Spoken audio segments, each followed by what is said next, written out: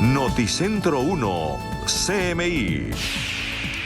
Buenas noches, bienvenidos a las noticias. Los siguientes son los 3 hechos más importantes de hoy en Colombia. El ministro de Defensa, Diego Molano, confirmó la muerte en una operación militar de alias Iván Mordisco, jefe de las disidencias de las FARC. En la acción militar murieron 10 personas, entre ellas dos menores de edad que estaban reclutados por el grupo ilegal. Ampliación de esta noticia en nuestra emisión nacional a las 9 de la noche. Luego del insólito video difundido en las redes sociales por disidentes del Frente 33 de las FARC en la alcaldía del municipio de Tibú, en donde aseguran que ellos hacen presencia para garantizar la seguridad de la población, hoy se desarrolló un consejo de seguridad en la gobernación de Norte de Santander con la presencia de altos mandos militares, en donde se concluyó que habrá mayor presencia de policía y ejército y que será permanente las 24 horas en esta zona del Catatumbo.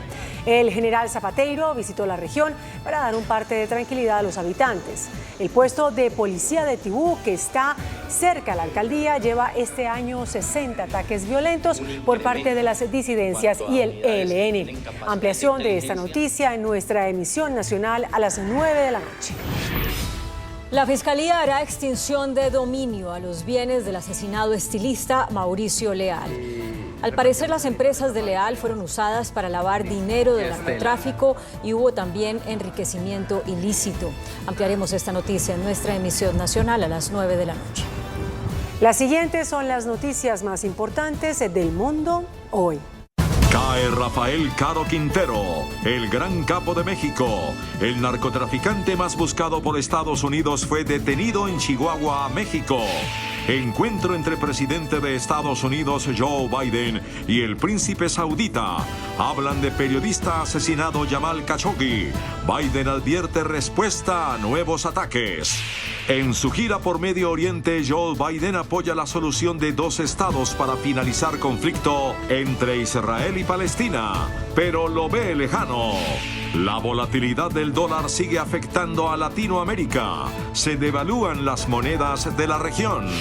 Reino Unido emite alerta roja por ola de calor. Alcanzarán por primera vez en la historia los 40 grados centígrados.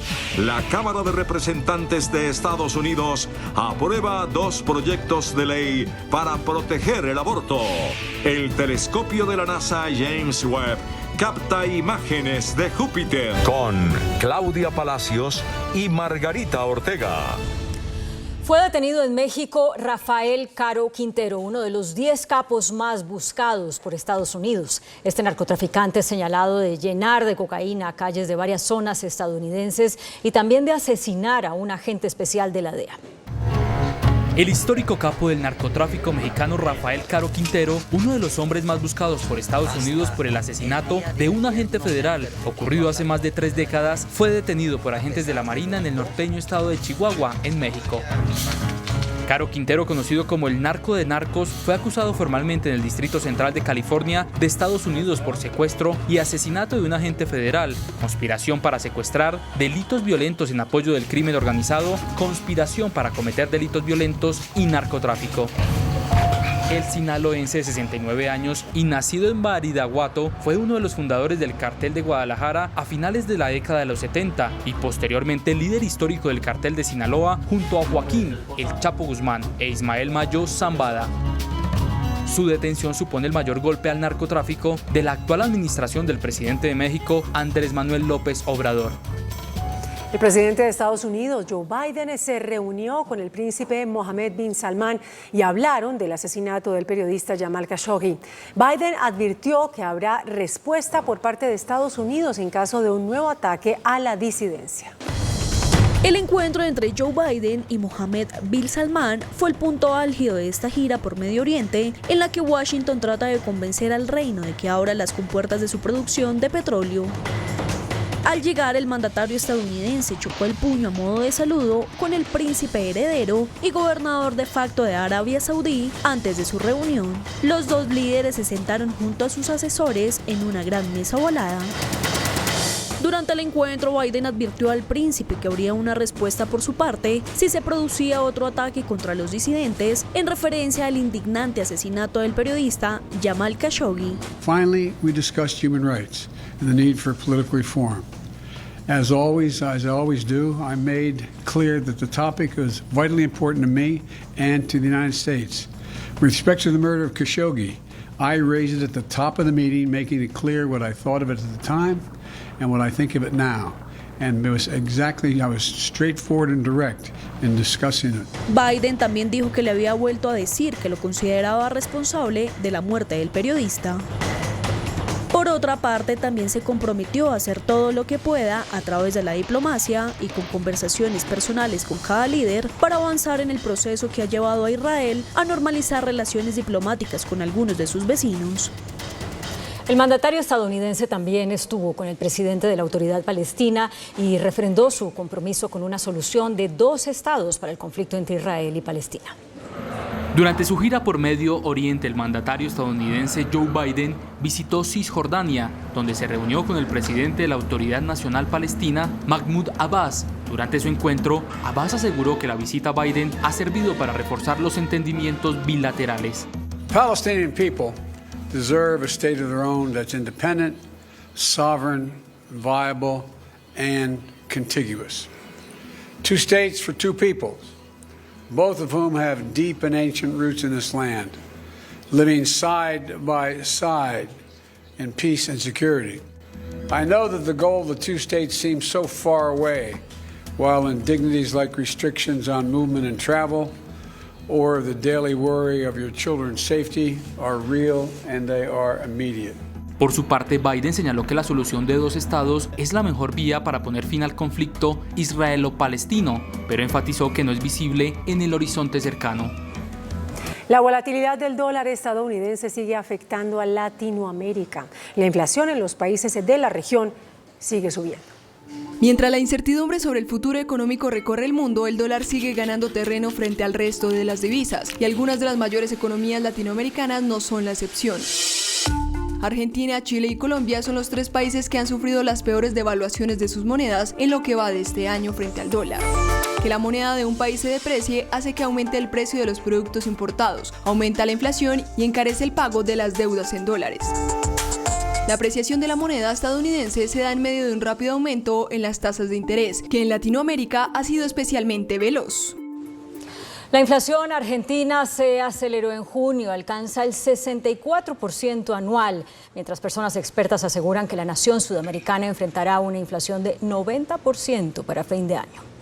Tras la renuncia de Martín Guzmán al Ministerio de Economía argentino hace 2 semanas, los precios en los supermercados se dispararon y el del dólar que se vende en el mercado informal alcanzó un nuevo máximo y ya tiene una brecha que supera en 100% el valor del dólar oficial.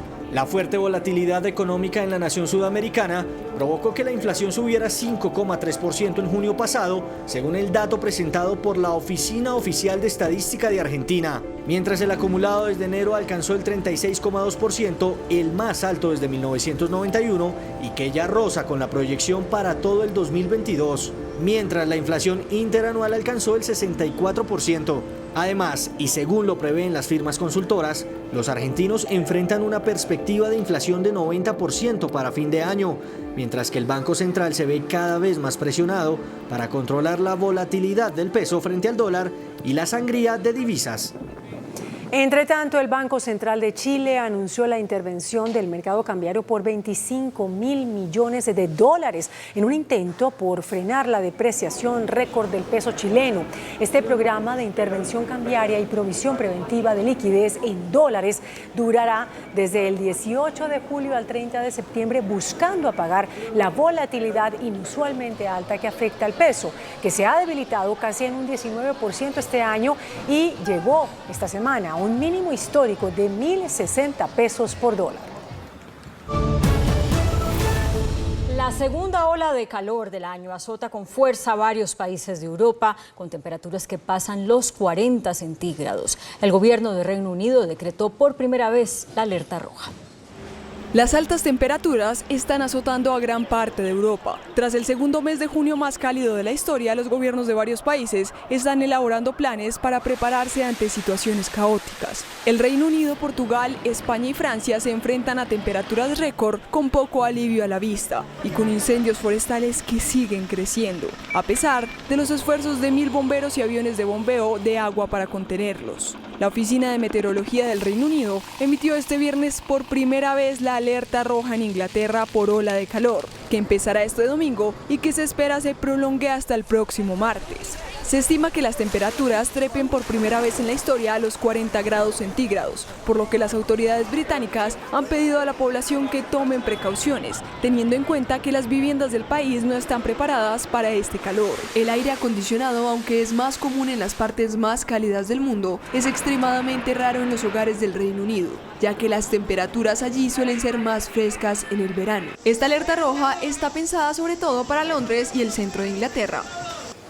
La Cámara de Representantes de Estados Unidos aprobó 2 proyectos de ley para proteger el aborto.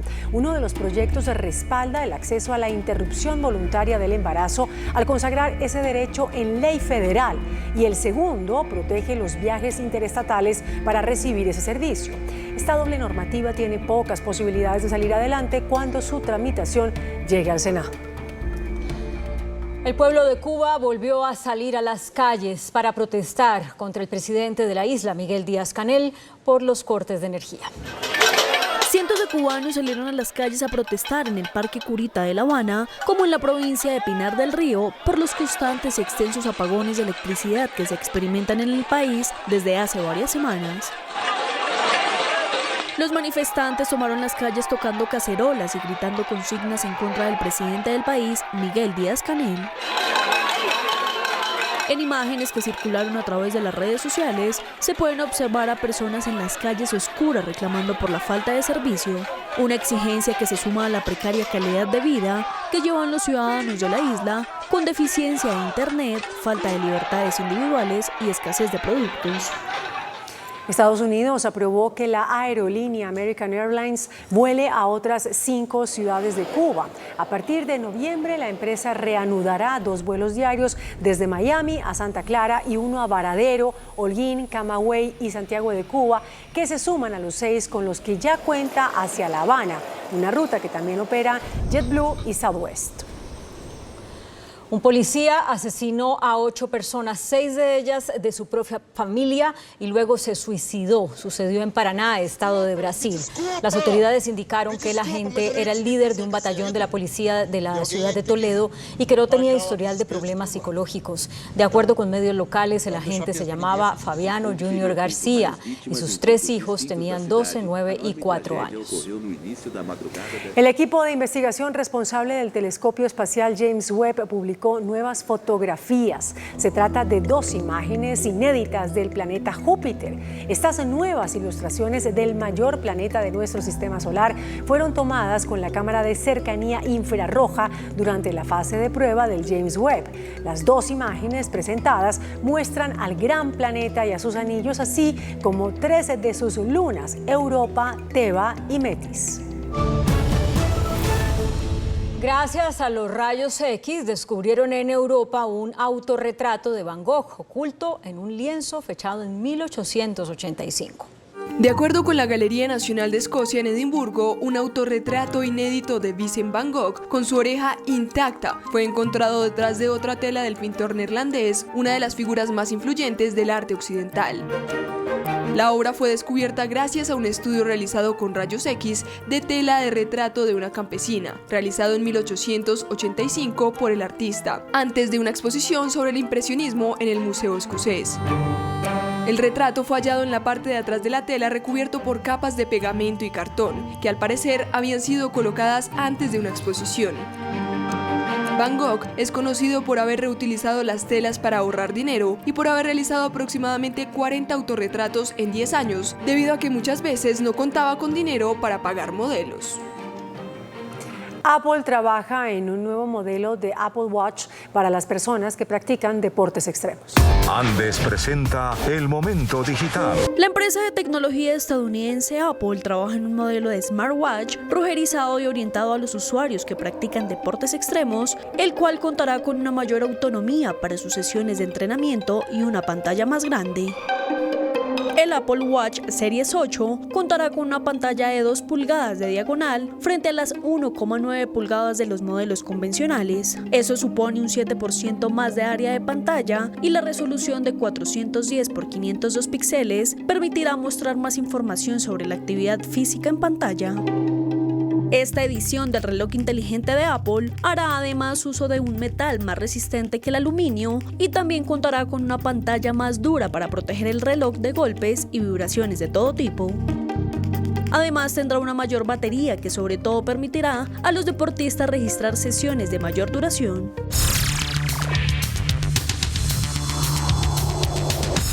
Muy buenas noches.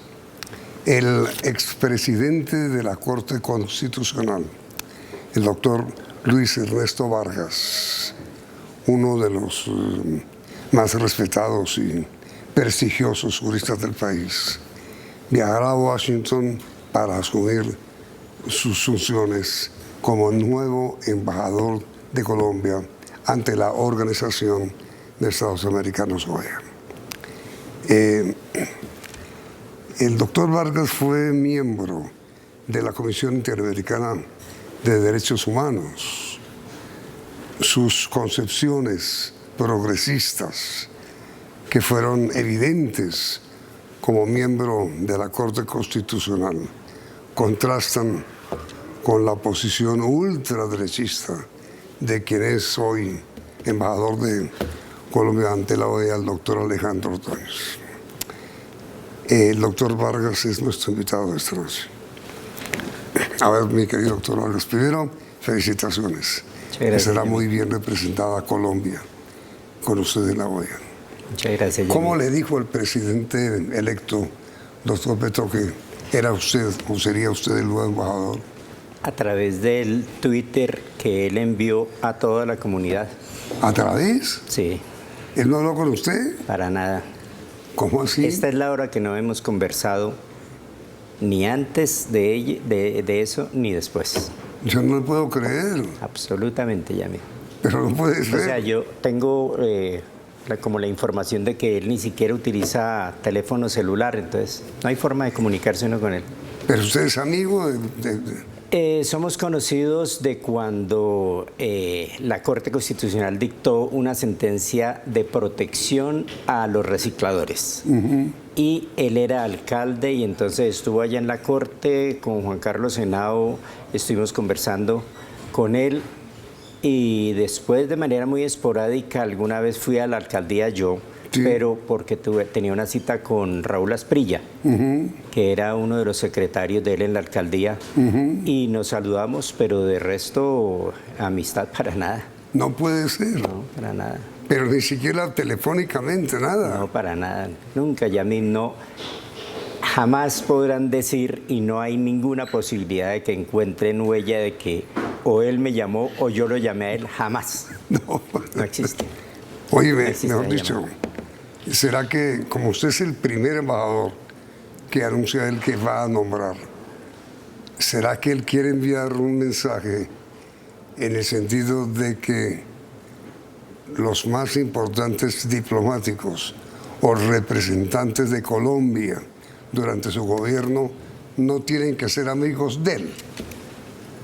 Yo imagino eso, pero esencialmente, Yamil, yo creo que el tema de él es jugarse un poco con la experiencia, con las personas que ya tengan experiencia en el respectivo cargo. Creo que se está viendo mucho en el nombramiento de ministros y pues empezó a ver conmigo en el tema de representar al Estado colombiano ante la OEA, porque pues yo tengo experiencia conseguida a través de la Comisión Interamericana de Derechos Humanos.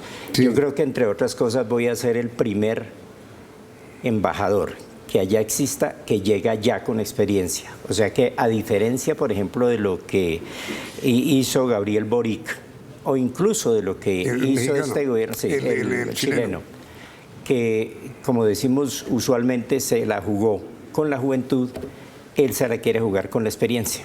Me imagino que es eso. Y usted, tan increíble. ¿Y usted no le llamó para darle las gracias? No, alguien, después de que caí como fulminado con la noticia, me llamó una amiga para decirme, mira lo que está saliendo. Una amiga que llama Marta Lucía Zamora. ¿Amiga suya? Sí. Me llamó y me dijo, mire, doctor, lo que está saliendo en noticias. Le dije, ¿pero dónde? ¿De qué? ¿De qué me está hablando? Cuando vi la noticia, ahí quedé sentado y no me paré como hasta las 6 horas porque no entendía siquiera qué había ocurrido. Y alguien, un amigo, me dijo, ya le dio las gracias al presidente. Sí. ¿Y cómo lo hago? No Entonces tiene me dijo, el pues teléfono. en Twitter. Entonces elaboré un trino diciendo que me sorprendía muchísimo la designación y que asumiría eso con compromiso por la paz. Que le agradecía y que aceptaba. Sí, la verdad ni siquiera me acuerdo si le dije que le agradecía. Sí, estaba groggy todavía. Oye, entiendo que llega mañana, regresa al país mañana, pero es obvio que ustedes tendrán, pues no una, sino varias reuniones sobre cuál va a ser su misión fundamental en la OEA. Yo la verdad, Yamid, no sé. Y además lo dudaría por cuanto le digo que ni antes ni después tuvimos contacto. No sé si él esté pensando en que tengo la experiencia suficiente como para desenvolverme solo sin cartilla de ninguna índole. Y a mí, la verdad, siempre me ha gustado ir sin posiciones prefijadas a ninguna parte. Entonces yo sí creo que debe brotar de lo que uno siente, de lo que uno ha hecho, lo que va a realizar en el trabajo. Pero a ver. O sea, con independencia, con autonomía. Y yo creo que él respeta muchísimo eso, la autonomía y la independencia. Lo digo porque respeta así las decisiones judiciales, respeta la división de poderes y lo ha demostrado, me parece. Pero con todo respeto tengo una diferencia con usted. Me parece que al contrario de lo que usted afirma, que usted sí tiene unas ideas que supongo yo son las que va a exponer como embajador de Colombia ante la OEA. Sí. Usted es un hombre de izquierda, de centro izquierda, digamos. Soy liberal, pero un auténtico liberal. No neoliberal, sino de izquierda. Liberal. Sí. Liberal. Es un hombre progresista. Sí. En la Corte Constitucional, usted fue considerado uno de los grandes revolucionarios de esta Corte. Con su voto se aprobaron sentencias trascendentales para el desarrollo progresista e igualitario de esta nación. Y con ponencias mías. Sí, ¿como cuál fue, por ejemplo? Son muchísimas, pero por ejemplo, toda la protección a la población desplazada, sí. Todas las decisiones son ponencia mía. Sí. Y la Corte pues las avaló en la sala especial de seguimiento.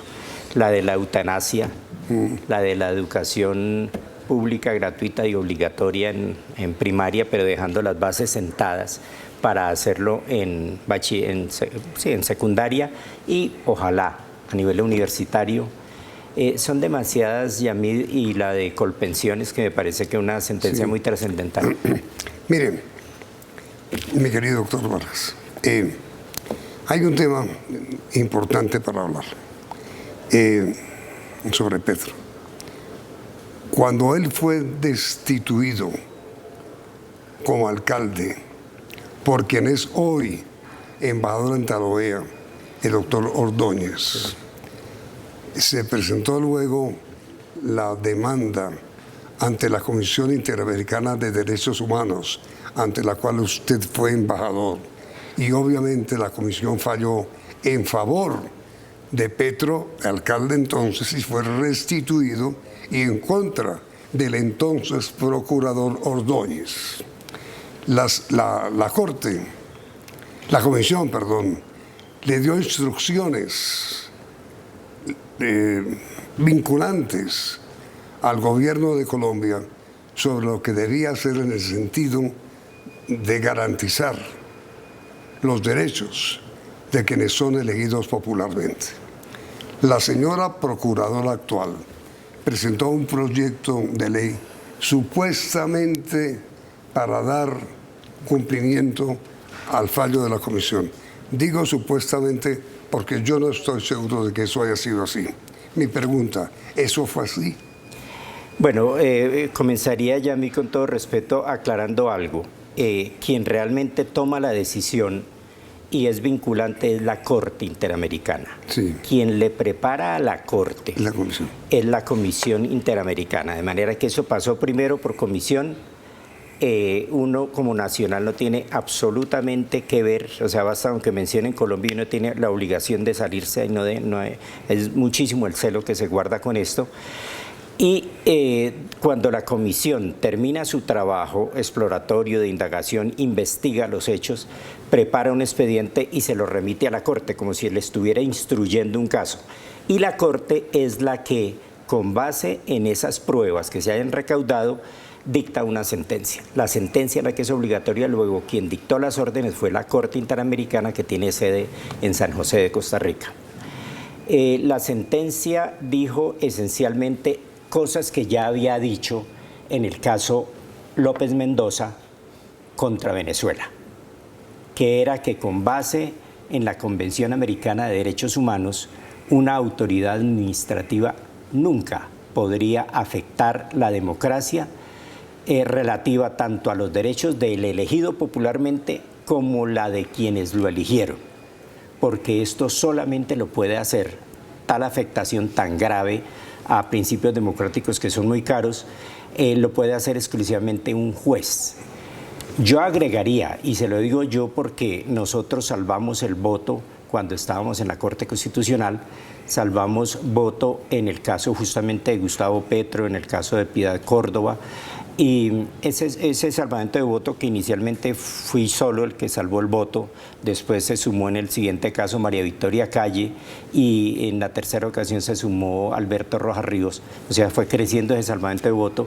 Decía incluso que quienes pueden tomar esa clase de decisiones tienen que ser organismos colegiados de la justicia, no solamente que se trate de jueces, sino organismos colegiados. ¿Por qué? Porque para nuestro caso también podría tomarlo incluso el Consejo de Estado a través de procesos de pérdida de investidura.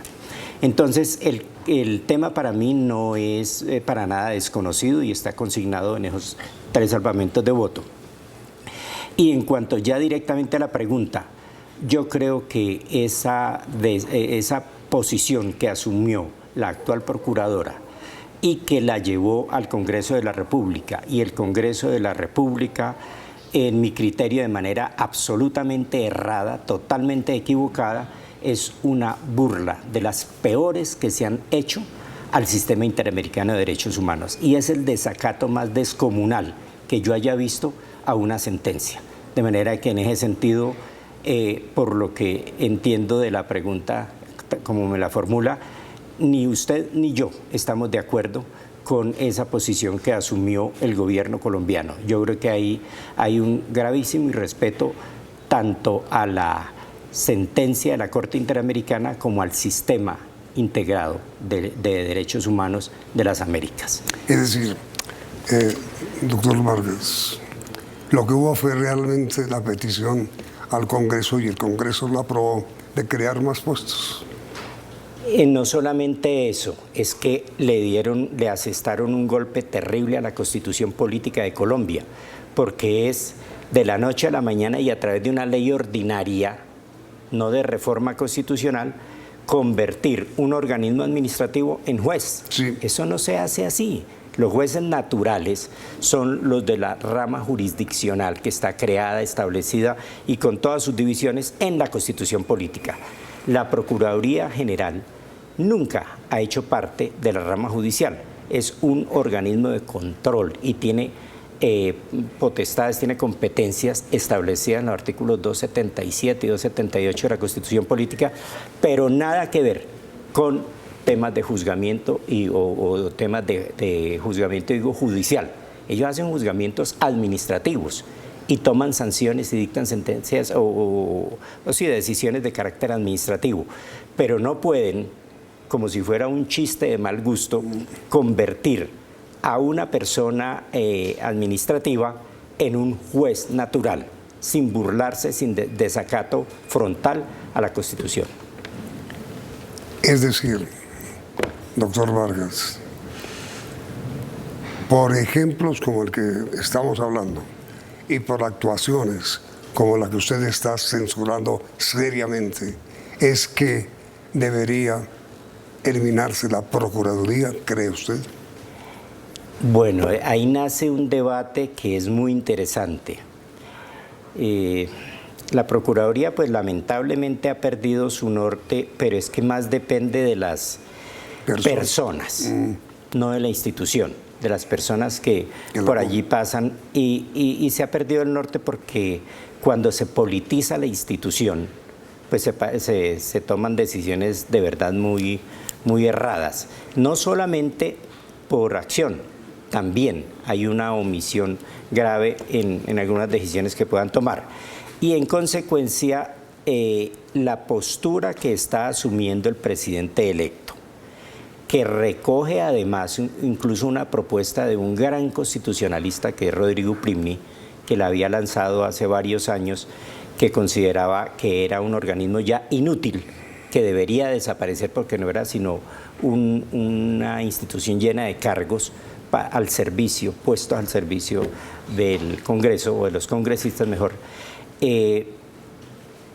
Tiene una variante en la propuesta de Gustavo Petro. Lo que entiendo es que él dice que no se trata de eliminar la Procuraduría, sino de transformarla, de convertirla, de llevarla con su personal a ser parte de una gran Fiscalía General de la Nación, pero que se entienda que ellos van a hacer, ya siendo parte ahora sí de la Fiscalía, van a hacer investigaciones de macrocriminalidad, de macrodelincuencia, a la que nosotros llamamos de cuello blanco, y en ese sentido pues sería especializarlos para decir que la corrupción no puede ser en manera alguna algo que se sancione administrativamente, sino que eso merece cárcel, y merece cárcel en la forma como lo dijo desde Simón Bolívar en su primera ley, que debería sancionarse de la manera más drástica posible, la corrupción.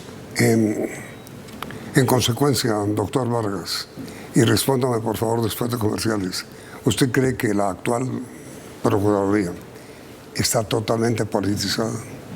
En un momento de respuesta.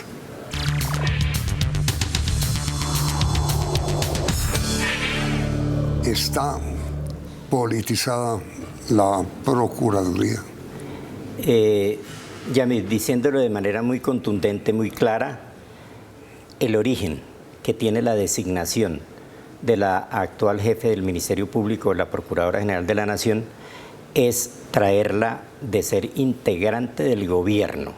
Era ministra de ese gobierno y de allí pasó a la Procuraduría. Entonces, por supuesto que eso genera toda clase de sospechas en el sentido que usted está preguntando. Otro tema, mi querido futuro embajador. Usted será embajador en la OEA cuando se reúna el organismo en Lima, en su nueva Asamblea General. Eso ocurrirá entre el 5 y el 7 de octubre. El documento de la convocatoria dice que el objetivo central será luchar juntos contra la desigualdad y la discriminación, que es más vigente hoy que nunca. ¿Qué va a hacer usted como embajador en esa asamblea? Bueno, de todas maneras allí habrá que esperar a ver cuál es la agenda que normalmente se organiza, porque yo participé de una justamente en Lima, pero como miembro de la Comisión Interamericana, se organiza dejando un día para hacer evaluación de lo que se hizo durante el año y el día siguiente para hacer la proyección de lo que se va a hacer en el siguiente. Yo creo que el tema de la desigualdad es el tema, sin ninguna duda, que más debe abordarse, sobre todo para Suramérica y Centroamérica, y también en el Caribe. Entonces, ese es un tema que va a ser, yo diría, como el más importante. Pues, sin embargo, hoy salió una noticia. Ah, lo del baño. Sí. Lo del baño neutral. Sí. ¿Cómo es eso? No, pues la noticia estriba en que el Congreso de la República acaba de tomar la decisión de no cumplir el Congreso peruano. Sí, el Congreso peruano toma la decisión, prevalido pues de que le están imponiendo que ponga baños para comunidad LGBTI. Baño neutral, es decir, para quien es LGTB. Eso, eso. Entonces, prevalido de eso, entonces ahora dice que es preferible que la OEA no sesione en Lima. En mi criterio, y lo digo de manera aventurada, pero tengo casi la certeza de que eso va a ser así, en mi criterio la idea es que la comunidad internacional no vaya al Perú a percatarse de las ejecutorias del gobierno. Y eso me parece muy grave porque al seno de la Comisión Interamericana de Derechos Humanos yo decía que ya no hay golpes de Estado militares, pero que ahora hay unos golpes de Estado contemporáneos que se han venido dando en diversos países a través de los congresos. Entonces ya ocurrió en Paraguay, ya ocurrió en Honduras, ya ocurrió en Brasil, ha ocurrido en varios países y ahorita me late que le están preparando la destitución al presidente actual por parte del Congreso. Es decir, no es que se trate de un Congreso homofóbico que tiene pues esa posición de odio a todo lo que suene homosexual, sino que es una cosa mucho más profunda. Sí, yo creo que eso de fondo tiene la posibilidad de que vayan a dar lo que yo llamé allá golpes de Estado contemporáneos al presidente que está en este momento democráticamente elegido y en ejercicio de sus funciones. Por esa circunstancia, creo que es que no quieren que la comunidad se percate de qué es lo que realmente está haciendo el gobierno, de todo lo que presentó en sus propuestas. Complicado eso. Muy complicado. A ver, mire, doctor Vargas, la Carta de la OEA, sus estatutos básicos, dice que serán sus miembros quienes tengan gobiernos democráticos, pero regímenes dictatoriales, como los que hoy existen en Venezuela, en Nicaragua, no tendrán cabida en la OEA. ¿Usted está de acuerdo con eso? Ese es un tema tal vez el más profundo de todos los que usted ha tocado como gran entrevistador que es.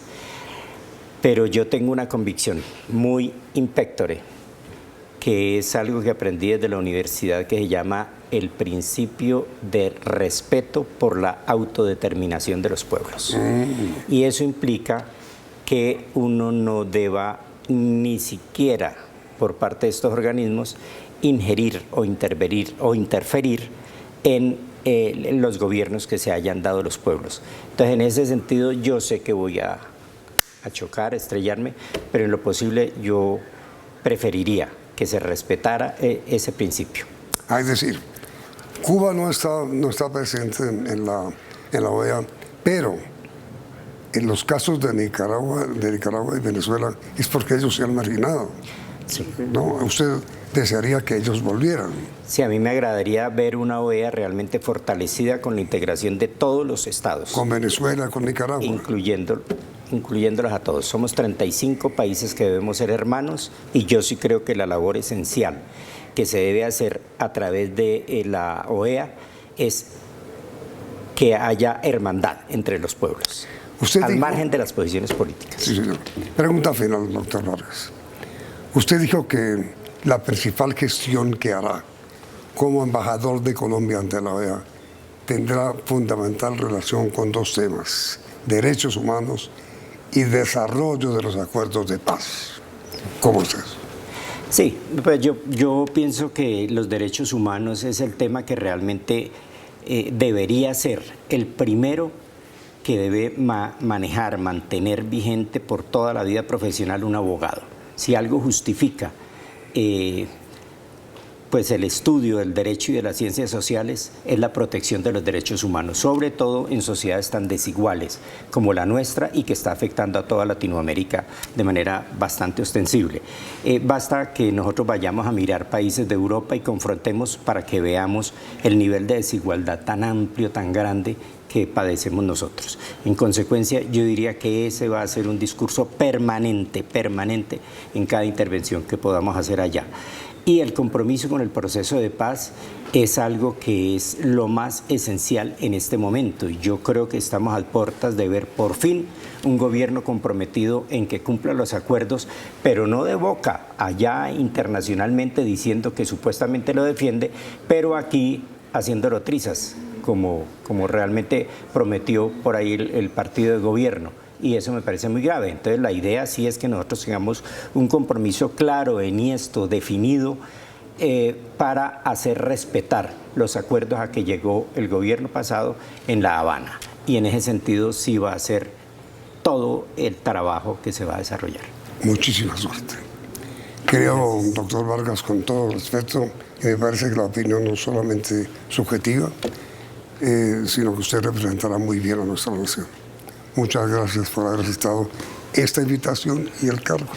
Con mucho gusto, Yamil. Muchas gracias. Muy amable, doctor Vargas. Ya Buenas noches a todos. Gracias por la sintonía y continúan aquí en el Centro 1 CMI. Noticentro 1 CMI. Se confirma muerte en bombardeo de alias Mordisco, uno de los jefes de disidencias de las FARC. En el bombardeo murieron 10 personas, entre ellas 2 menores de edad. Inusual despedida con pólvora al general Zapateiro. Homenaje en el Día del Lancero. Otro homenaje con cena de generales programado para esta noche fue suspendido. Violencia desbordada en la frontera con Venezuela. Estilista Mauricio Leal lavaba dinero del narcotráfico. Fiscalía decomisará sus bienes para extinción de dominio. Antiguas FARC llamadas a responder ahora por violencia sexual durante el conflicto. Nuevo embajador de Colombia ante la OEA, Luis Ernesto Vargas, acusa a procuradora por burla a una orden. Ministerio de Salud advierte, vienen 2 semanas de altos contagios por COVID. Aeronáutica aprueba 62 nuevas rutas aéreas. Recaudo récord en impuesto predial en Bogotá. Con Claudia Palacios y Margarita Ortega. Iniciamos nuestra segunda hora de noticias. Néstor Vera, conocido con el alias de Iván Mordisco, máximo cabecilla de las disidencias de las FARC y quien nunca entró al proceso de paz de La Habana, resultó abatido en una operación militar adelantada en la vereda Santa Rita, en San Vicente del Caguán, Caquetá. Néstor Gregorio Vera Fernández, alias Iván Mordisco, entró hace más de 20 años a las FARC. Fue comandante del Frente Primero y antes de la firma del acuerdo de paz anunció su rechazo al proceso de La Habana y se fue en disidencia. 6 años después murió en una acción de la fuerza pública. La que cae, el último gran cabecilla de las FARC y se da una estocada final a las disidencias. El bombardeo tuvo lugar en zona rural de San Vicente del Caguán. Y el bandido fue recorriendo acá todo el río Caquetá hasta que ya sube por el río Caguán y hasta que ya lo podemos fijar aquí en este punto, en área rural del municipio de San Vicente del Caguán, y es cuando se toma la decisión de desarrollarle esta operación estratégica. Aunque su cuerpo no aparece, los comandantes de la fuerza pública expusieron una decena de evidencias que los llevan a confirmar su muerte. Nos indican de que no, el sujeto no está y que hay estructuras que dicen palabras como descansó en paz, no nos han dado instrucciones, pero como estas hay muchísimas más. Simplemente estamos indicando de algunas de las muchas comunicaciones de la estructura en donde están dando como completamente desaparecido, que no tienen, que saben que sucedió el bombardeo, que saben que sucedió este ataque contra la estructura del papá, como lo llaman, del papá. Otros le dicen el abuelo. De todos los excomandantes de las FARC que siguieron delinquiendo después de la firma del acuerdo de paz, alias Iván Mordisco fue el que logró acumular mayor poder. Según Medicina Legal, en el bombardeo contra alias Mordisco murieron también 2 menores de edad. Familiares de las personas que murieron en el bombardeo a un campamento de las disidencias de las FARC el pasado 9 de julio en el Caquetá comenzaron a recibir sus cuerpos que se encuentran en Medicina Legal de Villavicencio y que fueron identificados. Por lo que nos dice Medicina Legal es que hay 8 de los 10 cuerpos identificados, hay 2 cuerpos sin identificar que es de 2 mujeres. Familiares del menor de 17 años de edad entregado hoy manifestaron que hacía 3 años no sabían nada de él. Él estaba estudiando, pero pues de un momento a otro se desapareció de la mamá, se fue, no sabíamos a dónde estaban, en realidad no sabíamos, no teníamos conocimiento de dónde estaba el menor. Según familiares, esta situación que se sigue presentando de menores de edad en la guerrilla se debe a la falta de oportunidades. Los menores en estos territorios de Colombia tan alejados no tienen otro camino más.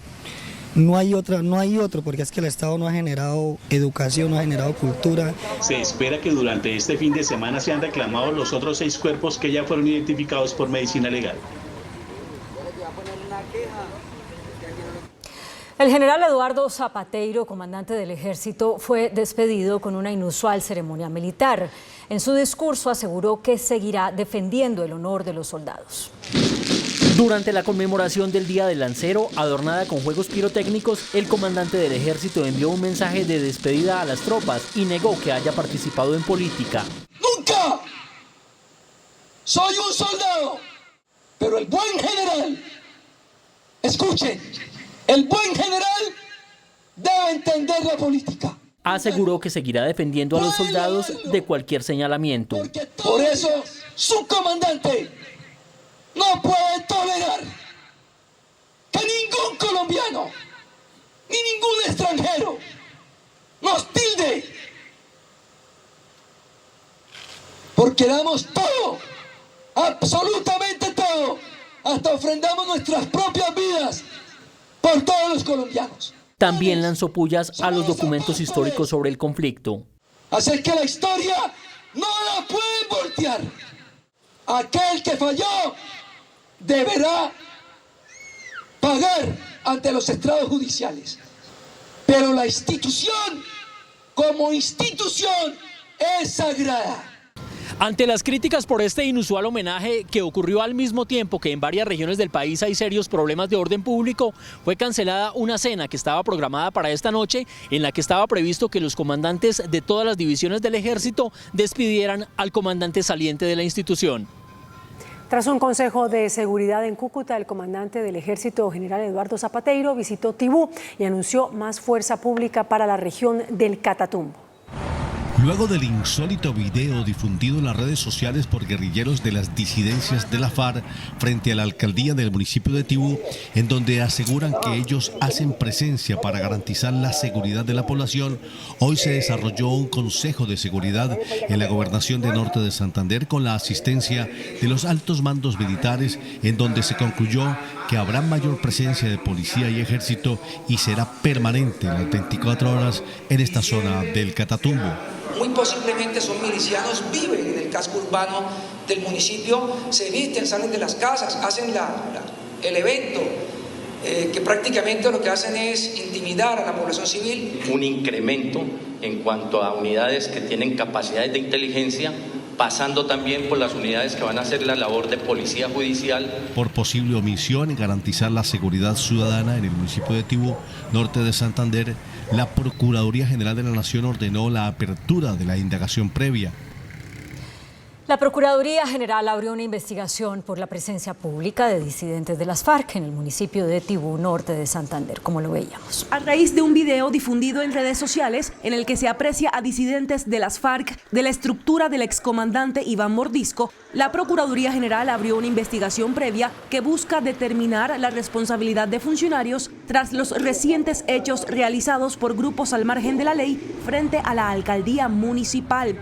La Procuraduría recordó que en días previos ya había conminado a las autoridades de este municipio del Catatumbo a reforzar la seguridad en la zona por constantes amenazas y buscan determinar si hubo una posible omisión en la garantía de la seguridad ciudadana. La violencia en la frontera colombo-venezolana está desbordada. Según organizaciones de derechos humanos, 12 grupos armados, incluidos los carteles mexicanos, controlan norte de Santander. Los cultivos de hoja de coca se han disparado a más de 40.000 hectáreas. Solo en el municipio de Tibú, por ejemplo, se concentra el 50%. Así se pelea en la tierra de nosotros. Este año 2022 inició en la frontera colombo-venezolana con una guerra de grupos armados. La frontera en estos 4 años fue entregada a la criminalidad. 12 grupos armados ilegales controlan la frontera de norte de Santander con Venezuela. Desde La Guajira hasta el Bichada, pasando por Arauca, se vive una de las mayores concentraciones armadas entre grupos legales e ilegales. Justamente en Arauca se ha disparado el desplazamiento y el confinamiento. Hemos advertido en las últimas 2 semanas un recrudecimiento del conflicto armado en nuestra jurisdicción. Tenemos enfrentamientos del ELN y el Gado Residual de las FARC en varias veredas de nuestro municipio, donde las familias están saliendo desplazadas masivamente del sector. Pese a que el proceso electoral había traído una tregua en las acciones violentas, hoy se vive otra realidad. Desde el 2 de enero hasta la fecha, hemos tomado 13 declaraciones colectivas entre confinamientos y desplazamientos masivos y se han tomado 620 declaraciones por hechos individuales. En un total de personas ya superamos las 4.000. Sin embargo, el indicativo más preocupante, que es el principal combustible de la nueva guerra, es el incremento de los cultivos de hoja de coca. En norte de Santander ya son 40.083 hectáreas sembradas. Solo en el municipio de Tibú se concentran 19.333. El crecimiento desbordado de los cultivos de hoja de coca y la presencia de los carteles mexicanos como los grandes compradores de la pasta de hoja de coca ha dinamizado el mercado, pues estos son los grandes financiadores de los grupos ilegales. Pese a su gran militarización, Tibú fue el escenario de una imagen que hace muchos años no se vivía, el patrullaje de las disidencias. Según el director de la Fundación Progresar, hay presencia de actores armados en 30 municipios de norte de Santander. Prácticamente el municipio ha sido entregado a la disidencia del 33 Frente de las FARC. Ellos son quienes controlan las actividades económicas, sociales, políticas, patrullan, ejercen control, ejercen autoridad. Una situación similar se vive en Cúcuta, donde hay un fuerte enfrentamiento entre el ELN, las disidencias y el Clan del Golfo.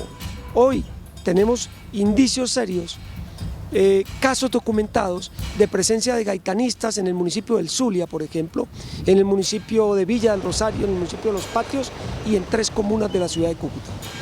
Este panorama de violencia que hoy vive la frontera venezolana se convierte en uno de los principales retos del nuevo gobierno de Gustavo Petro. En otros temas, la Fiscalía General radicó una demanda de extinción de dominio sobre las propiedades del asesinado estilista Mauricio Leal. Leal habría utilizado varios de sus negocios para legalizar fuertes sumas de dinero provenientes de actividades ilícitas.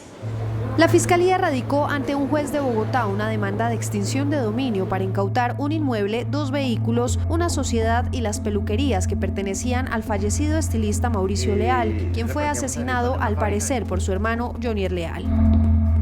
La Fiscalía afirma que la sociedad Mauricio Leal Music SAS y las peluquerías Mauricio Leal Peluquería SAS habrían sido utilizadas para lavar dineros de corrupción y del narcotráfico y para la compra de los inmuebles mencionados, por lo que el fallecido estilista habría incurrido en el delito de lavado de activos y también enriquecimiento ilícito. La investigación adelantada por la Fiscalía concluyó que las peluquerías de Leal tuvieron un incremento en su patrimonio bruto del 863% entre los años 2015 y 2021.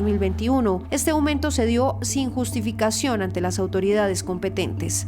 Además, la Fiscalía menciona en la demanda que el difunto peluquero habría logrado su fortuna un año después de haber salido de la lista Clinton, en la que había sido incluido por la creación de una empresa con la familia Rodríguez Orejuela en el año 2002. La Fiscalía pidió que se investigue penal y disciplinariamente a la defensa de Jonier Leal. Los constantes aplazamientos en el proceso que se adelanta en su contra por la muerte de su hermano Mauricio Leal y de su madre fueron la causa.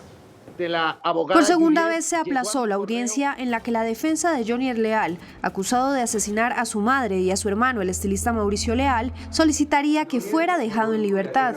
La fiscalía pidió que se investigue a la abogada Ana Juliet Velázquez, quien defiende a Jonier Leal, por las dilaciones en este proceso. Yo sí le ruego, a través de su conducto, por esta petición temeraria, que en 2 oportunidades fue aplazada, le compulse las copias respectivas, penales y disciplinarias, a esta señora abogada, su señoría. Fue la misma abogada de Leal la que solicitó esta audiencia en la que se esperaba que ella presentara nuevas pruebas sobre la supuesta inocencia de su cliente. Sin embargo, a última hora ha cancelado su asistencia a la diligencia. La audiencia tuvo que ser reprogramada entonces para el próximo 17 de agosto. Cuando Leal fue capturado, inicialmente se declaró inocente, luego reconoció haber cometido el asesinato y pidió perdón, pero recientemente se retractó nuevamente y volvió a negar su culpabilidad, por lo que ahora se enfrentará a un juicio. La fiscalía pidió que sea condenado a 50 años de cárcel por este doble homicidio. La Justicia Especial para la Paz abrió un nuevo proceso para juzgar a los excomandantes de las FARC por homicidios y violencia sexual. El nuevo expediente agrupa 169.000 hechos violentos cometidos por las FARC, desplazamiento 54.000 víctimas, homicidio 48.000 víctimas, violencia sexual 2.300 víctimas. Asesinatos selectivos, masacres, desplazamientos, desaparición forzada y violencia sexual en contra de personas que la FARC catalogaron como enemigo. También registra acciones en contra de la fuerza pública en las que se violaron todas las normas de la guerra. Desaparición forzada, 15.000 víctimas. Uso de métodos ilícitos de guerra como minas antipersona y otros explosivos, 50.100 víctimas. Para ello, la guerrilla aumentó y diversificó su arsenal, incluyendo armas no convencionales y de uso indiscriminado, cuya utilización debe ser examinada por la Sala para determinar los casos en que se presentaron grandes infracciones al DIH.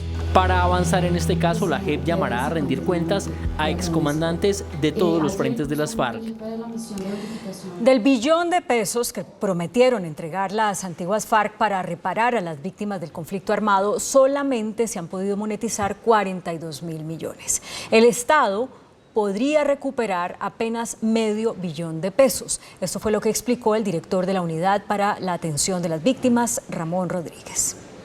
Cuando firmaron los acuerdos de paz, las entonces FARC se comprometieron a entregar todos sus bienes mal habidos, que calcularon que en ese momento podrían reunir $1 billón. Pero la realidad casi 6 años después es esta. De ese gran total que hablaron de casi $1 billón, ya cuando se revisan los bienes que se puedan monetizar, dio un valor de casi 500, de $500 millón. Y ese $500 millón lo que se ha logrado es monetizar solamente $42.000 millones, y de eso solamente hemos logrado aproximadamente entre el 4 y el 8% que le llegue definitivamente a las víctimas. El gobierno anuncia que pedirá a las desmovilizadas FARC que revisen el compromiso para poderles cumplir a las víctimas. El padre Francisco de Rú declaró hoy en Washington que los colombianos deben dejar a un lado el miedo y entre todos actuar con determinación para superar el conflicto. La Comisión de la Verdad presentó hoy en la sede del Instituto de la Paz de los Estados Unidos en Washington el informe final ante instituciones académicas y organizaciones de la sociedad civil y de víctimas, así como congresistas y aliados internacionales. El padre Francisco de Rú aseguró que ahora que la comunidad internacional ha dado tan gran respaldo a la comisión, los colombianos tienen que avanzar con coraje y sobreponerse al miedo. Por favor, dejemos de lado el miedo. Este es un momento de mucha audacia. El terror que se diseminó en Colombia en los territorios, tenemos que pasarnos por encima de eso. Requiere mucho coraje y es el momento de las condiciones políticas están dadas, hay que ir con mucha determinación. El padre de Rú aseguró que España, México, Venezuela e Irlanda preparan la creación de una comisión de la verdad similar a la de Colombia. La Comisión de la Verdad y la ONG Centro de Derecho Reproductivo revelaron una radiografía de la violencia sexual que padecieron las mujeres durante el conflicto armado. El Centro de Derechos Reproductivos destaca que es la primera vez en la historia que una Comisión de la Verdad incluye hechos victimizantes de violencia reproductiva. mujeres que fueron esterilizadas forzosamente en la costa caribe, cuyas esterilizaciones sin consentimiento se realizaron en un marco de violencia ejercida por estos grupos, pero además por medio de un hospital local. Embarazos resultado de relaciones que no necesariamente contaban con su consentimiento, sea por casos de abuso o sea por casos de violaciones. Habían amenazas de muerte contra ellas y en muchos casos terminaban desplazándose forzadamente como resultado de este tipo de amenazas. Embarazos no deseados en casos de personas no binarias o casos de personas hombres trans que tuvieron que enfrentar violaciones que se pueden denominar de manera equivocada correctivas. Mediante la aspersión aérea con glifosato hubo varios casos de abortos involuntarios que afectaron principalmente a las mujeres viviendo en zonas rurales afectadas por el conflicto. Siguen aumentando los homicidios en Colombia. Medicina Legal reporta más de 6.000 casos este año. De acuerdo con cifras de Medicina Legal, entre enero y junio de este año se han registrado 6.392 homicidios en todo el país, 172 casos más que en el mismo periodo del año pasado, cuando se registraron 6.220 homicidios. La mayoría de las víctimas tenían entre 20 y 29 años de edad. 5.880 de los asesinados eran hombres y 511 eran mujeres. Bogotá y Cali son las ciudades capitales con más homicidios. El designado embajador de Colombia ante la Organización de Estados Americanos, Luis Ernesto Vargas, aseguró que la procuradora Margarita Cabello y el gobierno se burlaron de la Corte Interamericana de Derechos Humanos y que desacataron su fallo sobre Colombia con la reforma al Ministerio Público. El exmagistrado de la Corte Constitucional, Luis Ernesto Vargas, de tendencia liberal, será el próximo embajador de Colombia ante la Organización de Estados Americanos en reemplazo del ultraderechista Alejandro Ordóñez. En declaraciones al programa Pregunta Yamid, que se transmite a las 8:30 de la noche, el señor Vargas Silva criticó con dureza a la procuradora Margarita Cabello y al presidente Duque por lo que él llama la burla y el desacato al fallo de la Corte Interamericana, que precisó que un funcionario administrativo no puede suspender a uno de elección popular. Yo tengo la convicción de que eso es un desacato frontal a la sentencia. Es una burla al sistema interamericano y en mi criterio también a la Constitución Política de Colombia, que es la que define quiénes son los jueces naturales del Estado. El futuro embajador confía en que la Corte Interamericana desautorizará lo hecho por la procuradora. Yo aspiraría a que en el proceso de seguimiento que haga la Corte a la ejecución de su sentencia, pues haga un pronunciamiento muy rotundo. El exmagistrado Vargas Silva anunció que su gestión en la OEA será en defensa de los derechos humanos y la consolidación de la paz en Colombia. La Personería de Medellín investiga si hubo negligencia en las medidas que debían adoptarse para evitar la tragedia de San Antonio de Prado, donde una mujer y un niño murieron tras el derrumbe. Mire, esto es una montaña que se está viniendo, que si llega a colapsar, tapa la quebrada Doña María. Esta fue la advertencia que el pasado mes de abril el líder social Carlos Quiseno expuso en el Consejo de la ciudad, alertando sobre el posible deslizamiento de tierra en el corregimiento de San Antonio de Prado en Medellín. 3 meses después, la emergencia se hizo real. El líder hoy asegura que fue una tragedia anunciada y no le prestaron atención. Con un documento que le enviamos a la Secretaría del DAGRE, a la doctora Laura, era una petición muy clara: declare a San Antonio de Prado en una urgencia manifiesta. El DAGRE respondió que en el momento no podían intervenir la zona. Él no dice específicamente este punto porque es muy difícil que de manera subterránea él pudiera ubicarlas. Entre tanto, la Personería de Medellín inició indagación preliminar en contra de funcionarios para determinar presuntas responsabilidades. En contra de funcionarios por determinar en razón a la tragedia ocurrida en el corregimiento de San Antonio de Prado. En las últimas horas, líderes revelaron que la denuncia la habían enviado al entonces alcalde encargado Juan Camilo Restrepo, pero él aseguró que nunca fue notificado. Hay alerta en el país por el aumento en los casos de explotación infantil. Más de 4.700 menores de edad han sido víctimas de este flagelo este año. En Bogotá ocuparon una casa de lenocinio que usaba a menores de edad migrantes. Cifras conocidas por este noticiero dan cuenta de 5.310 niños, niñas y adolescentes que han quedado bajo la protección del ICBF. De estos, 4.709 han sido víctimas de delitos sexuales. El ICBF tiene más de 74.000 niños, niñas y adolescentes, es decir, niños y niñas que han sido víctimas de algún tipo de violencia o vulneración a su integridad. Se han capturado en los últimos 6 meses 2.865 personas por delitos de connotación sexual que afectan la niñez. Recordemos que el 72% de los casos de violencia en el país, desafortunadamente, ocurre en el marco del hogar. En el sur de Bogotá, en el barrio Venecia, fue desarticulada una red criminal de explotación sexual y de trata de personas. Una mujer conocida como alias Camila sería la señalada proxeneta y presunta líder de la organización criminal, quien buscaba evadir los controles de las autoridades con documentos falsos venezolanos.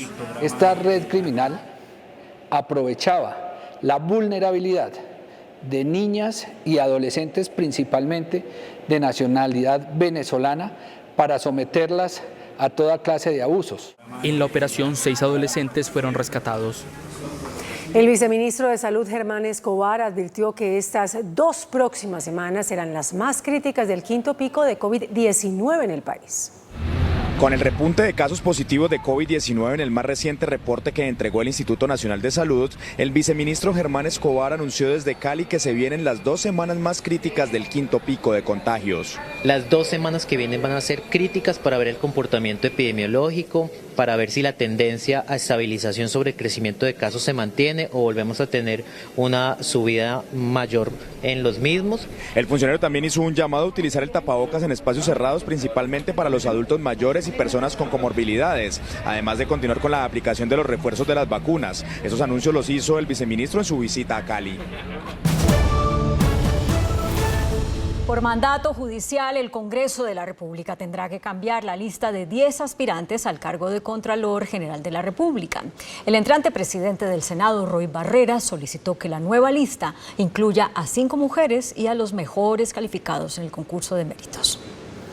La petición del presidente entrante del Congreso de la República, Roy Barreras, es para que el presidente saliente, Juan Diego Gómez, establezca en la Comisión de Acreditación de Senado y Cámara de Representantes un nuevo listado de 10 nombres para elegir Contralor General de la República de acuerdo con el mandato judicial.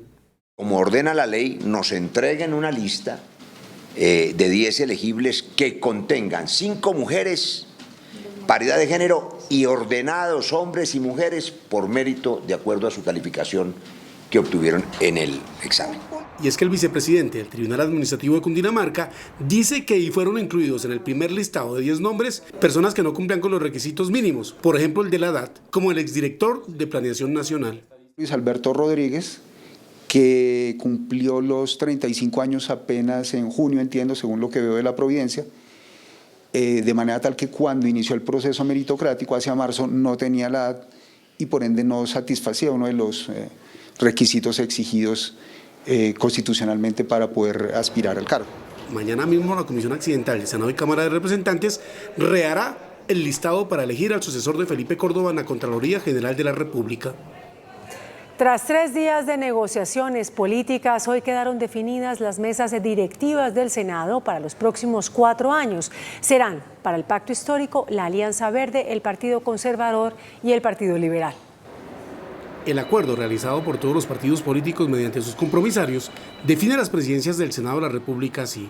El primer año para el Pacto Histórico será Roy Barreras, el segundo para la Alianza Verde, entre Angélica Lozano y el senador Ariel Ávila, el tercero para el Partido Conservador, seguramente la congresista Nadia Ablel, y el cuarto para el Partido Liberal. Por fuera quedaron de estas presidencias Cambio Radical y la U. La prioridad era tener la gobernabilidad, las mayorías suficientes en el Congreso para cambiar o para sacar adelante las reformas estructurales que propusimos, no solamente como pacto histórico, sino todas las fuerzas políticas de este gran acuerdo nacional. Hemos cerrado las negociaciones con el Partido Verde, con el Partido Comunes, con el Partido Conservador, con el Partido Liberal, con el Partido de la U. El lunes serán definidas las mesas directivas de Cámara de Representantes para los próximos 4 años del Congreso de la República. La segunda ola de calor del año azota con fuerza a Europa y Reino Unido. El presidente Joe Biden refrendó su compromiso con una solución de 2 estados para el conflicto entre Israel y Palestina. Las noticias del mundo en Noticentro 1 CMI. La segunda ola de calor del año azota con fuerza a Europa. Reino Unido, Portugal, España y Francia se enfrentan a temperaturas récord que sobrepasan los 40 grados centígrados y con poco alivio a la vista.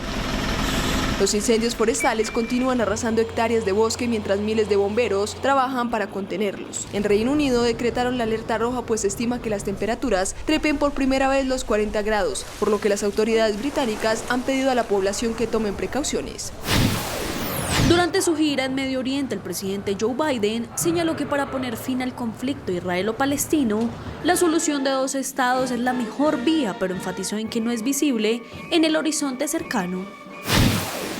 En una entrevista publicada en New York Magazine, el expresidente Donald Trump afirmó que ya sabe lo que hará respecto a buscar nuevamente llegar a la Casa Blanca. Dijo estar muy seguro de que si se postula, ganará, y que su decisión es que sí lo hará. De acuerdo con 2 asesores de Trump, el expresidente está considerando hacer el anuncio en septiembre. La industria y el comercio reportaron un crecimiento al cierre de mayo, según el DANE.